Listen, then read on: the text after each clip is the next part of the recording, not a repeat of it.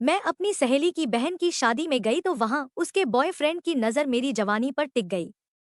मुझे भी उसकी जरूरत थी तो मैंने उसे दाना डाल दिया। नमस्ते, मेरा नाम सलमा है। मैं मुंबई की रहने वाली हूँ।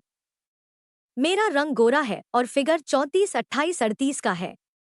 यह बात उस समय की है जब मेरी उम्र 27 साल की थी और मैं एक बच्चे की माँ थी।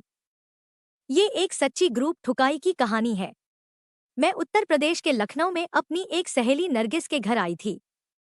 उसने मुझे अपनी बड़ी बहन के निकाह में बुलाया था।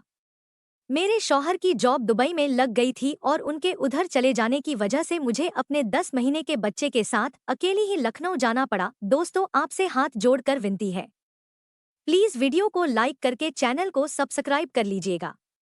आपके प्यार और सपोर्ट की बहुत जरूरत है। आइए कहानी पर चलते हैं। मैं निकाह के एक दिन पहले अपनी सहेली के घर पहुंची और देखा कि उसके घर में बहुत सारे मेहमान हैं। दरअसल नरगिस मेरी सहेली के साथ साथ मेरी खाला की लड़की भी है, इसलिए उधर बहुत सारे लोग मेरे परिचय के थे।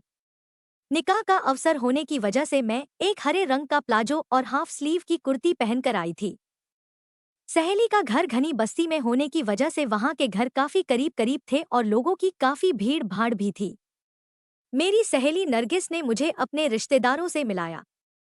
उसका एक चचेरा भाई असलम मुझसे मिलकर काफी खुश हुआ। शायद वह मुझ पर लट्टू हो गया था। मुझे भी वह भा गया था। उसे देखकर न जाने क्यों मेरी टांगों के बीच में चुनचुनी सी होने लगी थी। मैं आपको बता दूं कि मैं और नरगिस दोनों ही कॉलेज टाइम से भारी किस्म की माल रही थी। असलम पूरे 6 फुट का था और उसका शरीर काफी तगड़ा था।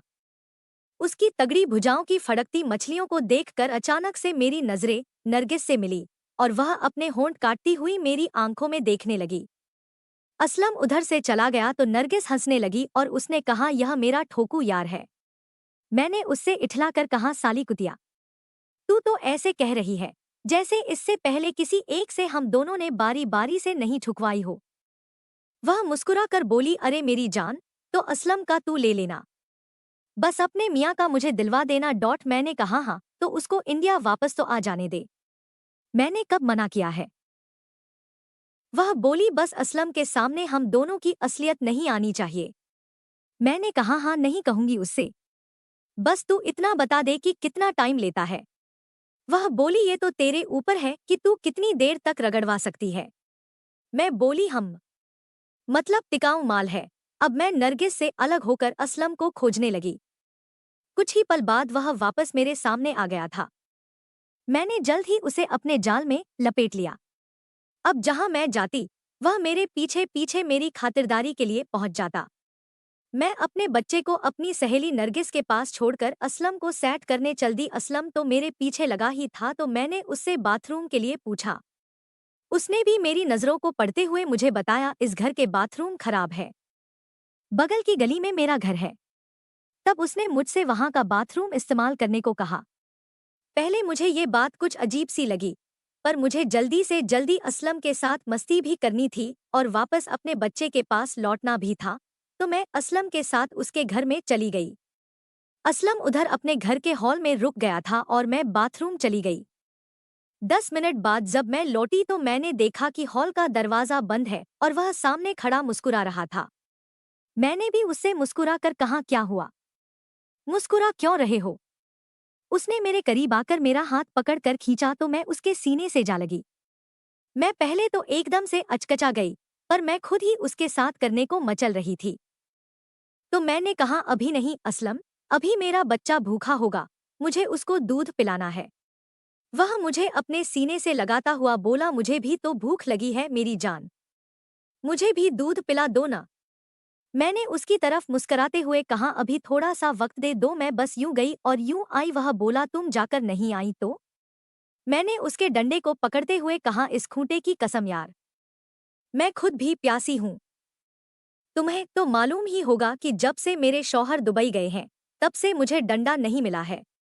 यह सुनकर वह बोला, इसका मतलब यह हुआ कि यदि तुमको एक साथ 2-4 भी मिल जाएं तो तुम पीछे नहीं हटोगी। मैंने भी न जाने किस झोंक में कह दिया, हाँ हाँ जाओ बुला लाओ अपने साथियों को, मैं भी सबको ठंडा करने की हिम्मत रखती हूँ। यह कहकर मैं जल्दी से असलम की बाहों से छूटकर अपने बेटे के पास आ गई। मैंने नरगिस से अपना बच्चा लिया और उसे दूध पिलाने लगी। मैंने जल्दी से उसे दूध पिलाया और नरगिस से कहा, तू इसे देखना, मैं 1 घंटा में आ जाऊंगी। वह हंस पड़ी और बोली, तू 2 घंटे में आ, मुझ पर क्या असर पड़ने वाला है। अब मैं वापस असलम के घर आ गई। उसके हॉल में असलम के साथ साथ 5 अन्य हट्टे-कट्टे मर्द खड़े थे। एक बार को मैं भी देखकर कांप गई कि यह सब क्या है। फिर मैंने बारी बारी से सभी पर अपनी नजर दौड़ाई तो उनमें से कुछ का कद 6 फीट था, तो किसी का कद 6.25 फीट का। सबके सब रंग में काले थे और उन्होंने आंखों में गहरा काजल लगाया हुआ था। सर पर गोल सफेद रंग की टोपी और सभी की लंबी दाढ़ी थी। उसमें से एक मर्द की दाढ़ी का रंग पूरा सफेद था। उसकी उम्र कुछ 50 साल की थी। उसका चेहरा थोड़ा टेढ़ा और रंग काला था। उसका नाम शायद रहीम था और वह असलम के बगल में ही खड़ा था। बाकी सारे 35 या 40 साल के मर्द थे। सबके सब मुझे घूर रहे थे। मैं घबरा कर असलम से कहने लगी, असलम, मुझे वापस अपने बच्चे के पास जाना है। ये सब लोग यहाँ क्या कर रहे हैं? असलम बोला, सलमा जी, ये सब आपसे मिलना चाहते थे तो मैंने सोचा यही मिलवा दूं। तू तो बिल्कुल सही कह रहा था असलम, ये तो एकदम कड़क माल है। यह रहीम बोला था। आगे की कहानी के लिए कमेंट करें और चैनल को सब्सक्राइब कर लीजिए। धन्यवाद।